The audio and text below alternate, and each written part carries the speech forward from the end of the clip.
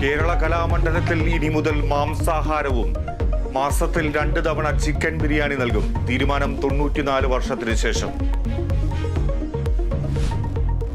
സംസ്ഥാനത്ത് ശക്തമായ മഴയ്ക്ക് സാധ്യത. 7 ജില്ലകളിൽ ജാഗ്രതാ നിർദ്ദേശം. ഉത്തരേന്ത്യയിൽ അതിശക്തമായ മഴ തുടരുന്നു. നേപ്പാളിൽ ഒഴുക്കിൽപ്പെട്ട് കാണാതായ 51 യാത്രക്കാർക്കായി തിരച്ചിൽ. നെയ്യാറ്റിൻകര കെയർ ഹോമിലെ 4 പേർക്ക് കോളറ സ്ഥിരീകരിച്ചു. പുതിയ ക്ലസ്റ്ററുകൾ ഉണ്ടാകാതിരിക്കാൻ ശ്രദ്ധിക്കണമെന്ന് ആരോഗ്യവകുപ്പ്. പകർച്ചവ്യാധികൾ പടരുന്നു. 24 മണിക്കൂറിനിടെ 173 പേർക്ക് ഡെങ്കിപ്പനി. ഗവർണറെ മറികടന്ന് സർക്കാരിന്റെ നിർണായക നീക്കം. സാങ്കേതിക സർവകലാശാല VC നിയമനത്തിന് സെർച്ച് കമ്മിറ്റി. 5 അംഗങ്ങളിൽ ഗവർണറുടെ നോമിനിയില്ല. സർക്കാർ നീക്കം രാഷ്ട്രപതി തള്ളിയ വ്യവസ്ഥ അനുസരിച്ച്.